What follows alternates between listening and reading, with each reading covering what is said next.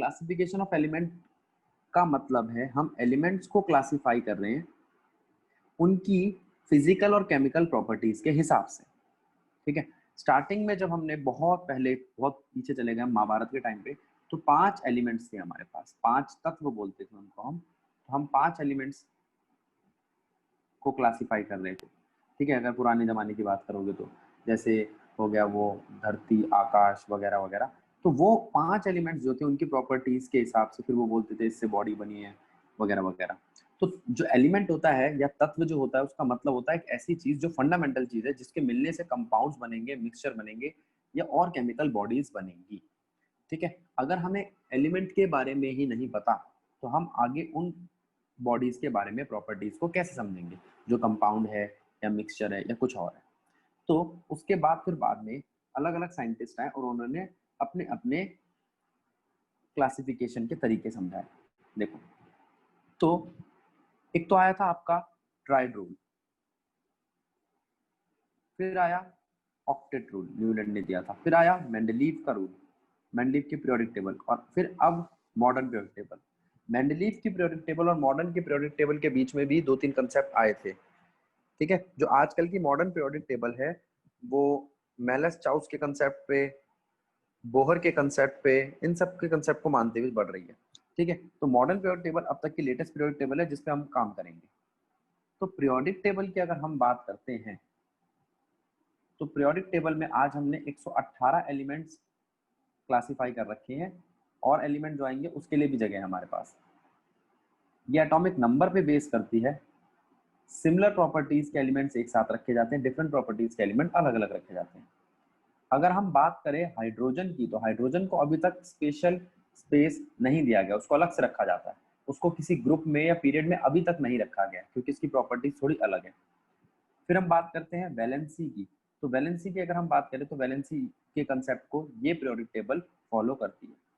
ठीक है, अब atomic mass, melting point, boiling point, metallic character, इन सब चीजों को हम क्लासिफाई कर सकते हैं इसमें लेफ्ट टू राइट या डाउनवर्ड। ठीक है, अगर हम पीरियोडिक टेबल देखें तो पीरियोडिक टेबल के अंदर 7 रोज हैं जिन्हें हम पीरियड कहते हैं, और 18 कॉलम है जिन्हें हम ग्रुप कहते हैं, और इन सबको मिलाकर हमारे पास एक पीरियोडिक टेबल बनती है। वो देखते हैं अभी हम। तो ये है आपकी मॉडर्न पीरियोडिक टेबल या लॉन्ग फॉर्म पीरियोडिक टेबल। अगर मैं लॉन्ग फॉर्म पीरियोडिक टेबल या मॉडर्न पीरियोडिक टेबल की बात करता हूं तो उसके अंदर कुछ खास बातें आती हैं, जैसे ये क्या है, ये आपके 2 ग्रुप हैं, ये मेटल्स हैं, एक्टिव मेटल्स जिनको मैंने येलो कलर से कराया, ये दोनों एक्टिव मेटल्स हैं।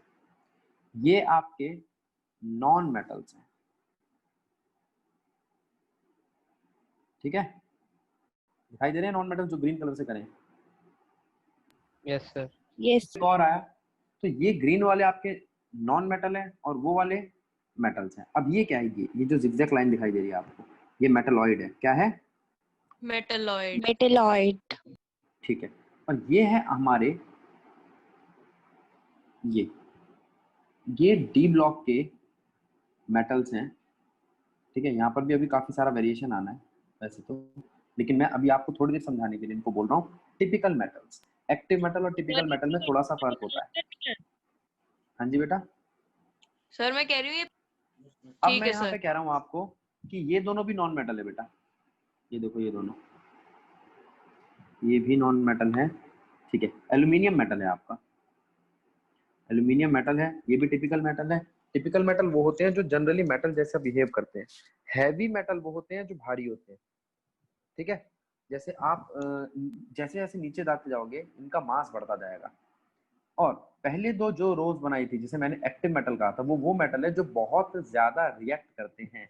एक बात, दूसरी बात, अब इनके एक और नाम है, ये जो पहले 2 ग्रुप है ना बेटा, इनको मिलाकर हम एस ब्लॉक कहते हैं।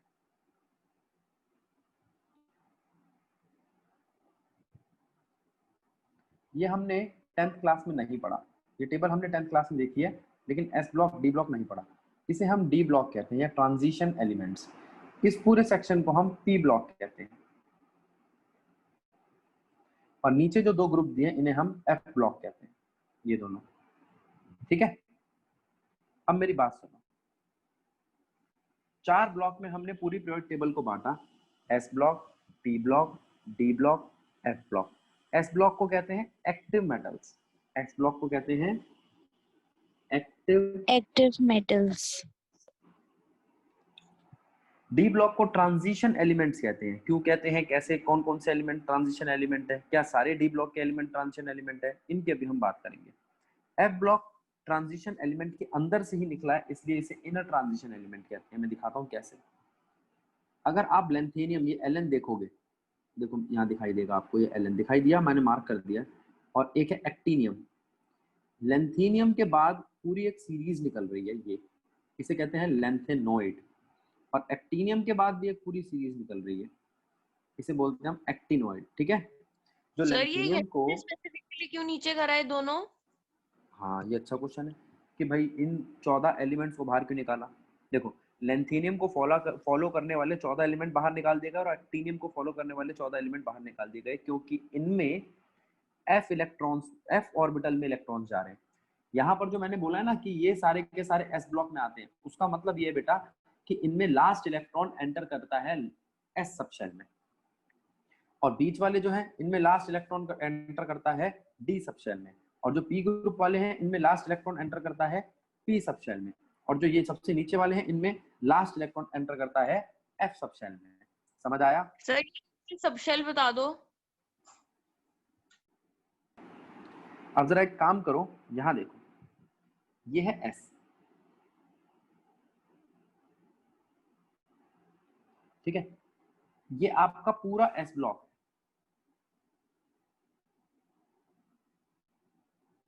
एस ब्लॉक के अंदर पहली लाइन जो है वो होगी S1, दूसरी लाइन जो होगी वो होगी S2।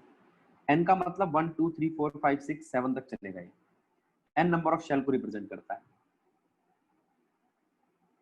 F सब शेल में जो पहली लाइन होती है उसे बोलते हैं हम अल्कलाइन मेटल।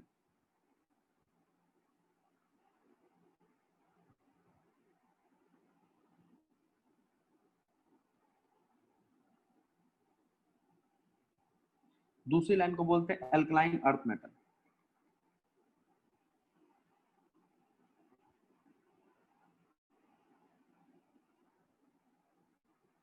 इसके बाद बारी आती है P की।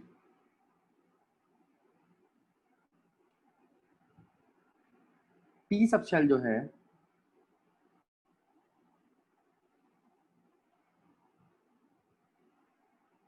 अगर P सब शेल में लास्ट इलेक्ट्रॉन आता है तो उसको हम बोलते हैं P ऑर्बिटल।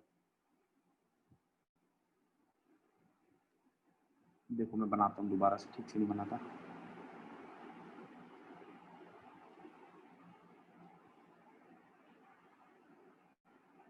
इसमें एक हीलियम और ऊपर होता है, वैसे ये S के बिल्कुल पैरेलल है।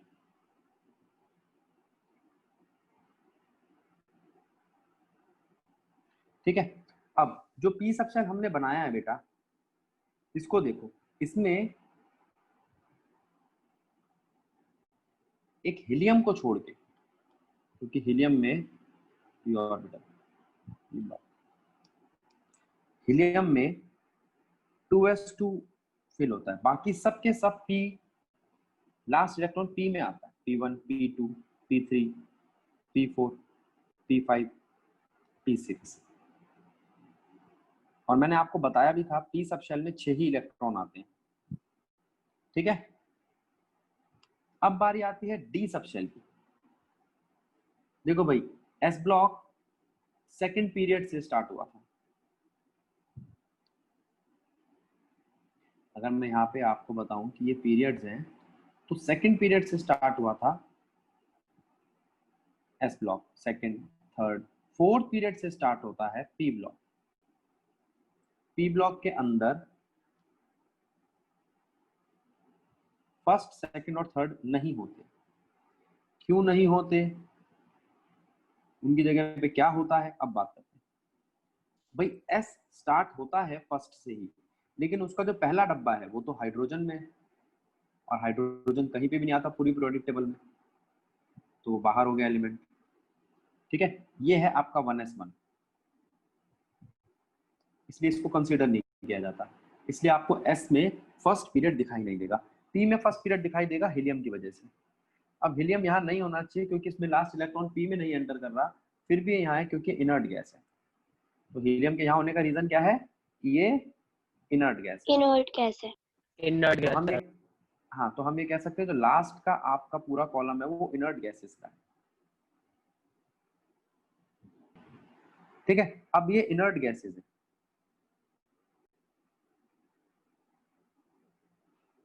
ठीक है बेटा, अब बारी आती है डी की। इसमें सारे के सारे इलेक्ट्रॉन्स डी सब शेल में आते हैं। किसमें आते हैं? लास्ट इलेक्ट्रॉन डी सब डी शेल। सब शेल में आते हैं।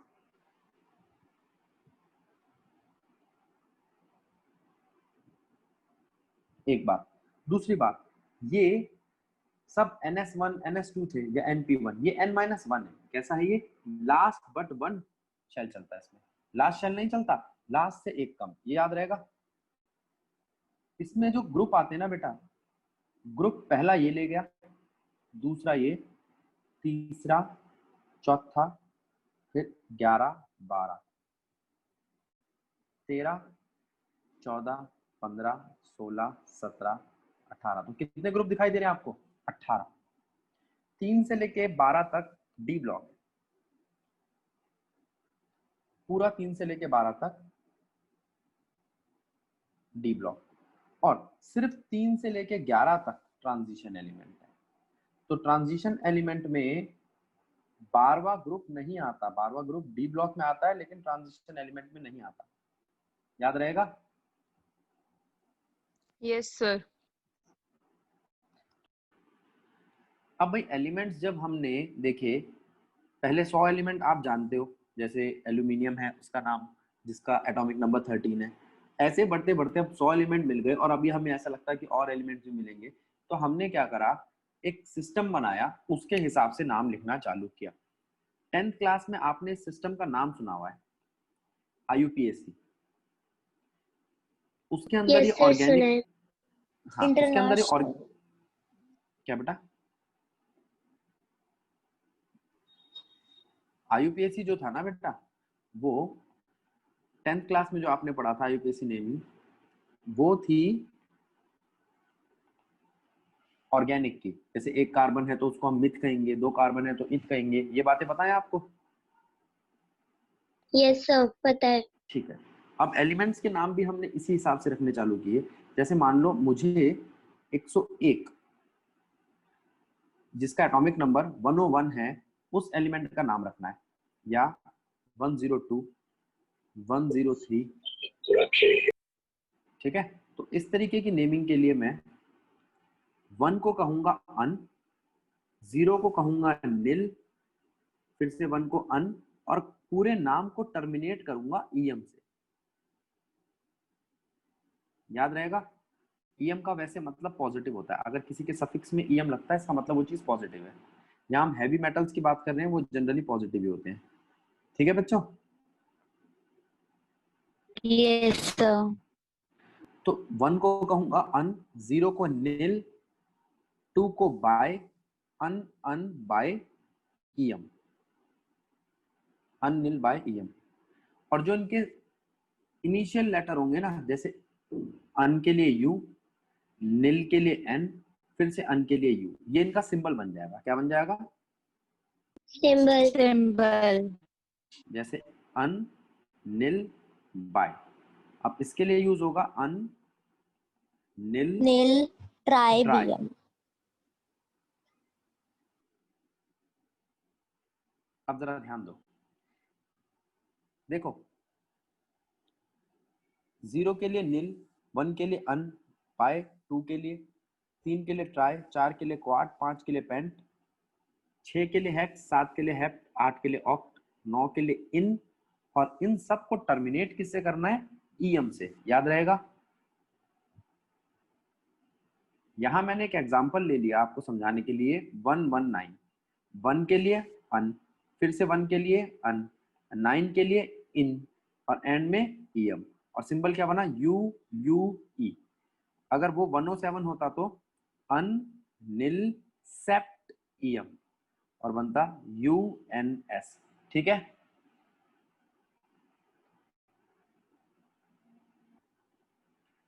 Predict the position of an element in periodic table.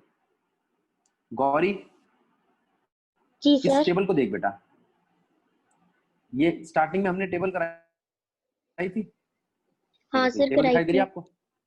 हाँ सर दिख इस रही है। टेबल के अंदर अगर मैं आपसे कहूं कि आयरन की पोजीशन क्या है, आप कैसे बताओगे? तो हम उसको पीरियड के हिसाब से और ग्रुप के हिसाब से बताएंगे। किसके हिसाब से बताएंगे? Yes sir, period and group. ठीक है, तो मैं पूछूं आपसे आयरन किस ग्रुप का है? तो 8th ग्रुप का है। और किस पीरियड का है? तो 4th पीरियड फोर्थ का है। Period. Clear? Yes sir clear. ठीक है। अच्छा, ऐसे ही अगर मैं आपसे पूछूं गैलियम, गैलियम के बारे में बता बेटा पोजीशन। सर 13th ग्रुप है इसका और फोर्थ पीरियड है। ठीक है, चलो यस सर। अब इधर आ जाओ। अब बता बेटा जिंक की क्या पोजीशन है? अब टेबल तो है नहीं हमारे पास, बिना टेबल के कैसे पता लगाएं? कल है ना? तो हमारे पास एक चीज है इलेक्ट्रॉनिक कॉन्फ़िगरेशन। क्या है? Electronic configuration. ठीक है, मैं जरा लिख के दिखा रहा हूँ, सारे बच्चे ध्यान देंगे। इलेक्ट्रॉनिक कॉन्फ़िगरेशन, अगर किसी के पास 30 इलेक्ट्रॉन है तो क्या मैं उसको ऐसे लिख सकता हूँ? पुरानी इलेक्ट्रॉनिक कॉन्फ़िगरेशन जो 10th में यूज करते थे हम। यस सर लिख सकते। और जो आजकल की इलेक्ट्रॉनिक कॉन्फ़िगरेशन है उस पर ध्यान दो। 1s2 2s2 2p6 3s2 3p6 4s2 3d10। अच्छा, अब ये जो हमने इलेक्ट्रॉनिक कॉन्फ़िगरेशन लिखी है, इसके अंदर जो हम ये बना रहे हैं, ये क्या रिप्रेजेंट करता है? जरा ध्यान दे बेटा। प्राची, ये क्या है? 1s2। अब मैं तेरे से पूछूं बेटा 1s2 क्या है? तो 1 है यहाँ पे नंबर ऑफ शेल। क्या है? Number of shell. एस है तुम्हारा एक तो ब्लॉक और सब शेल। 2 है तुम्हारे नंबर ऑफ इलेक्ट्रॉन्स। अब बताइए, बात समझ आई? Yes sir. ठीक है बेटा। अब इसी तरीके से तुझे ये पता लगाना है कि सब में, ये जो पूरी में यहाँ पे तेरे को सीरीज दिखाई दे रही है, यहाँ पे लास्ट शेल कौन सा है? Last shell D. बेटा जिसे पूछा वो बताओ। प्राची, लास्ट शेल कौन सा है? डी। डी नहीं है, वो तो सब शेल है। शेल आगे लिखा होता है, जैसे 1। 3। 3 नहीं है, 4 है लास्ट शेल। 3 से बड़ा है ना? इतना समझ में आया प्राची? Yes sir. तो अब यहाँ पे हम गलती कर सकते हैं। कोई बच्चा कहेगा 3rd शेल इसका लास्ट है। 3rd नहीं, इसका तो 4th शेल लास्ट है। अगर मैं जिंक के इलेक्ट्रॉन भरूं तो सबसे आखिरी इलेक्ट्रॉन जो आ रहा है वो 4th शेल में आ रहा है। किस शेल में आ रहा है? फोर्थ शेल में। ये बात ठीक है? Yes sir. ठीक है। अब देख, अब तुझे ये याद रखना है, शेल के अंदर सब शेल होता है। शेल के अंदर सब शेल होता है। ठीक है, शेल के अंदर सब शेल और सब शेल के अंदर ऑर्बिटल। शेल के अंदर सब शेल, सब शेल के अंदर ऑर्बिटल, ऑर्बिटल में रहते हैं इलेक्ट्रॉन्स। कोई दिक्कत? No sir. अब जरा ध्यान दे। अब मैंने एक तो जिंक का केस ले लिया। जिंक के केस में आखिरी में 3d10 दिखाई दे रहा है, दे रहा है? Yes sir. अब एक और केस लिया। अब केस लिया है मैंने मैग्नीशियम का। 1s2 2s2 2p6 3s2। ठीक है, इसके एंड में यस क्या सर। दिखाई दे रहा है? 3s2। ठीक है। Yes sir. अब लिया एल्यूमिनियम का, मैं डायरेक्ट लिख रहा हूं 2p 3p1। ठीक। ठीक। अब ये कुछ एग्जांपल लिए मैंने, इसमें मैं कह रहा हूं आप मुझे पोजीशन बता। तो आपने कहा भैया हम 3 चीजें बता सकते हैं आपको। एक तो ब्लॉक, ब्लॉक क्या होते हैं? S P D F. आखिरी में कहां इलेक्ट्रॉन जा रहा है बस उसको देख के बता दें। बता जिंक का आखिरी इलेक्ट्रॉन किस में जा रहा है? एस में, पी में, डी में, एफ में? डी में। डी में। तो इसका ब्लॉक डी हो गया।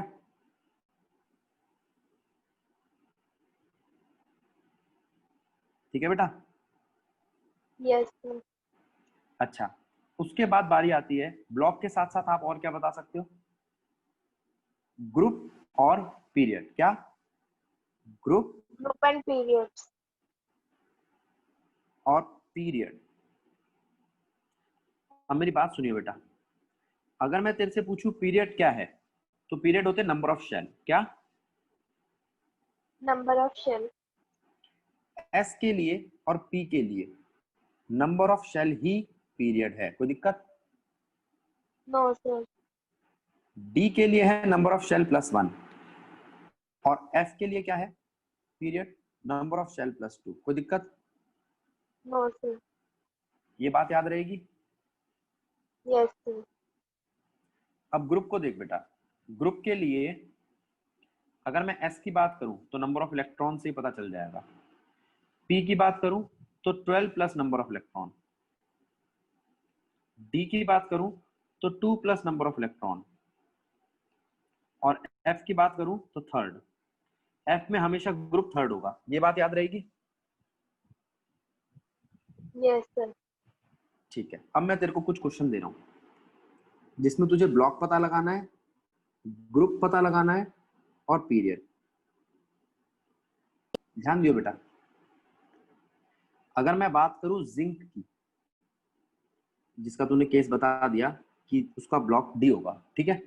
जिंक में ग्रुप कौन सा है?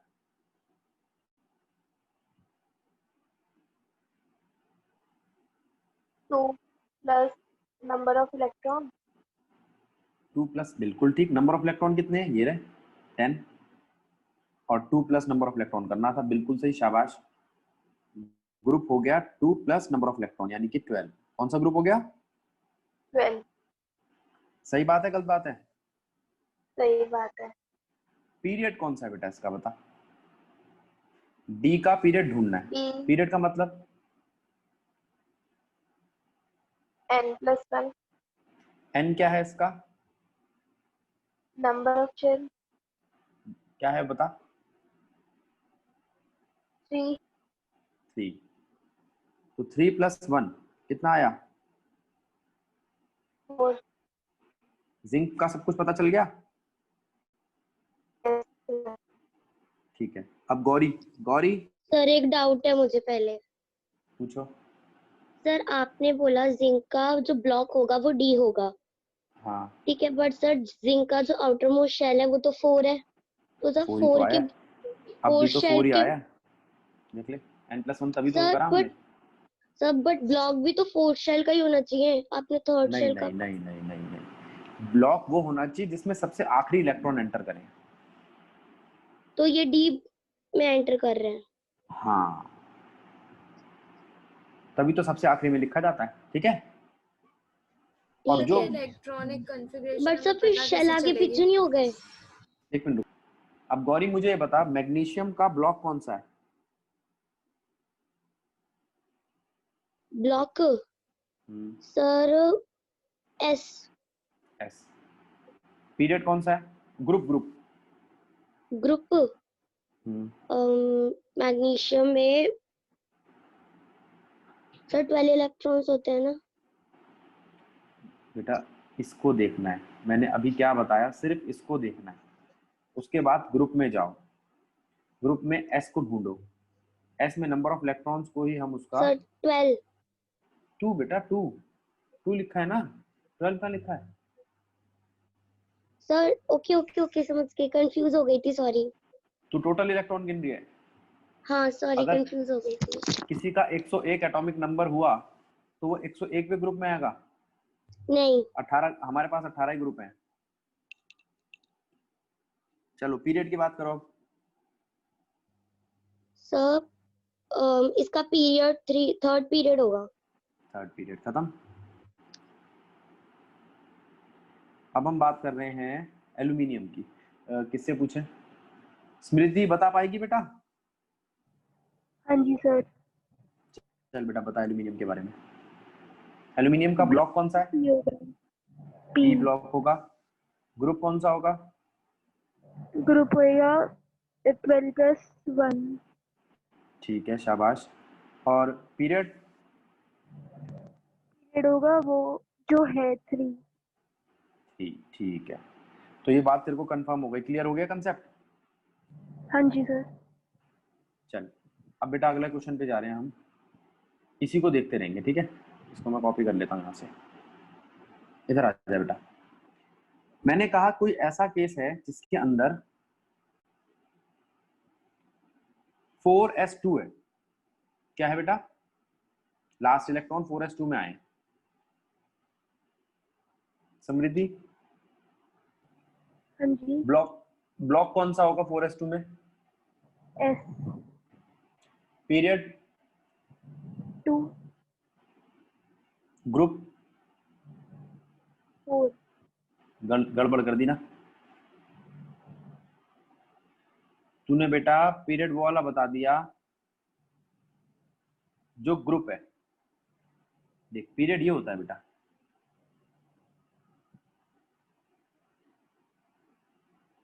पीरियड क्या होता है? 4, ठीक है? और ग्रुप क्या होता है? Number of electrons. एस के लिए, पी के लिए 12 plus number of electrons, D के लिए 2 प्लस नंबर ऑफ इलेक्ट्रॉन्स। ठीक है, दोबारा ट्राई कर, मैं देखता हूँ इसके यहाँ पे लिखे हैं। हाँ ये देखिए, ये यहाँ लिखी है, देख पीरियड ग्रुप सब लिखा हुआ है ना इसके बारे में, देख साइड में। अब चेक कर लियो, अब ये एकदम। हाँ अब बता, 3d7 का बता। ब्लॉक तो डी हो गया और पीरियड होगा इसका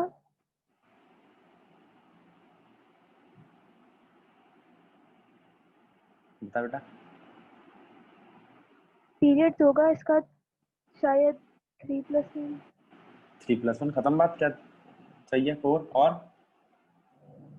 ये ग्रुप होगा इसका वो 2+7। 2+7, ठीक है, 9, बिल्कुल सही है। ठीक है, हाँ जी। अब हम बात करते हैं,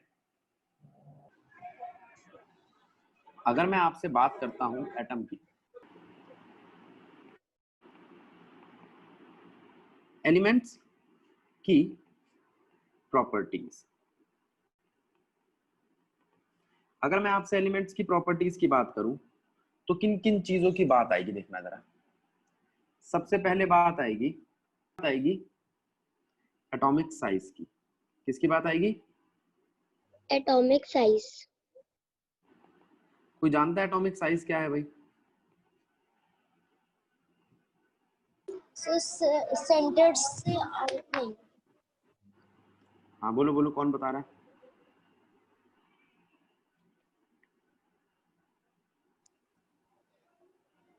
सेंटर से आउटर मोस्ट लेयर का डिस्टेंस, वो तो शायद रेडियस होता है। बिल्कुल सही है, हाँ वही है एटॉमिक साइज। वैलेंस शेल में अगर इलेक्ट्रॉन्स पड़े हैं आपके, देखो मैं इलेक्ट्रॉन्स डाल रहा हूँ, ये आपका बीच में न्यूक्लियस है, ये पहले शेल में इलेक्ट्रॉन हो गए 2, फिर यहाँ पर कुछ इलेक्ट्रॉन्स, फिर ऐसे करते करते बाहर के शेल में 3 इलेक्ट्रॉन पड़े हैं। तो सबसे दूर का इलेक्ट्रॉन जो है, उस इलेक्ट्रॉन तक जो डिस्टेंस होगा सेंटर से, वो कहलाएगा आपका एटॉमिक रेडियस। यही कह रही थी ना बेटा? Yes sir. अगर तेरे को एटॉमिक रेडियस पता चल गया तो तुझे एटॉमिक साइज भी पता चल जाएगा। क्यों? क्योंकि एटॉमिक साइज होता है 4/3 πr³। अच्छा 4। ठीक है, यस सर। ये वॉल्यूम है, क्या है ये? वॉल्यूम। ठीक है, अब बात आती है आयनिक की। अब आपने 10th क्लास में आयनिक बॉन्ड पढ़ा होगा। Yes sir. जैसे Na है, उसने अपना एक इलेक्ट्रॉन Cl को दे दिया और आयनिक बॉन्ड बनाया। ठीक है, इस वक्त Na के ऊपर प्लस का चार्ज आ गया और Cl के ऊपर माइनस का। इसे बोलते हैं कैटायन। क्या बोलते हैं? केटायन। और दूसरे वाले को एनायन। ठीक है, अब जरा ध्यान दो, ये कैटायन है और ये एनायन है। मैंने जान के दोनों एक जैसे साइज के नहीं बनाए, बस ये इनका कोई भी हिस्सा शेयर नहीं हो रहा है, बस टच कर रहे हैं एक दूसरे को, ठीक है। ये इनके सेंटर के बीच का डिस्टेंस दिखाई दे रहा है सबको? यस ठीक है, ये इनके सेंटर के बीच का डिस्टेंस। अब मैं आपको एक चीज बताता हूं, इनके सेंटर के बीच में डिस्टेंस कितना है? Twice of ionic radius. Ionic radius कितना है? बिल्कुल हाफ। जैसे अगर मैं यहां से एक लाइन खींचूं, ये देखो दिखाई दे रहा है आपको? अब आप ये कह सकते हो भैया आपने वहां से क्यों नहीं ड्रॉ करी लाइन जो इनका जहां पर ये मिले थे? नहीं, मुझे उससे मतलब नहीं है। आयनिक रेडियस क्या होता है? इनके डिस्टेंस का बिल्कुल हाफ हाफ। याद रहेगा? यस सर आयनिक रेडियस को आर आई से दिखा सकते हो आप। क्लियर है? क्या इसमें यस कोई सर हिस्सा शेयर हुआ एटम का? सर ये आयनिक रेडियस रिपीट कर दो प्लीज आयनिक रेडियस में दो आयंस होते हैं। जैसे देख बेटा, ये एक आयन है, ये पॉजिटिव आयन, ये नेगेटिव आयन, ठीक है। और इनका Yes. कोई हिस्सा शेयर नहीं होता, इनका कोई हिस्सा शेयर नहीं होता। तो मैं कह रहा हूं आयनिक रेडियस होगा क्या?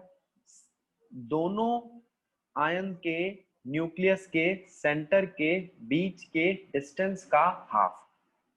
ठीक, ओके सर ठीक है। अब कोवेलेंट रेडियस देखना,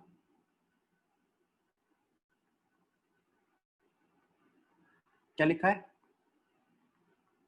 कोवेलेंट रेडियस कोवेलेंट रेडियस में देख क्या होगा बेटा? शेयरिंग होगी, दिख रही है शेयरिंग? यस सर और अब जब मैं करूंगा इनके सेंटर के बीच के डिस्टेंस का हाफ, तो वो ये आएगा। हाँ सर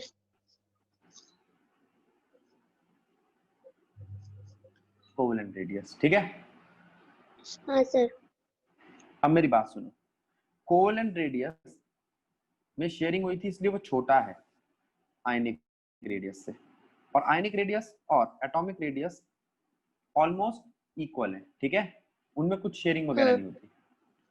अब बारी आती है वैन डर वाल रेडियस की। नाम पढ़ो पहले तो आप। अब ये तो कोई नाम नहीं है, ये साइंटिस्ट का नाम है। वैन डर वाल रेडियस वैन डर वाल फोर्स पे डिपेंड करता है।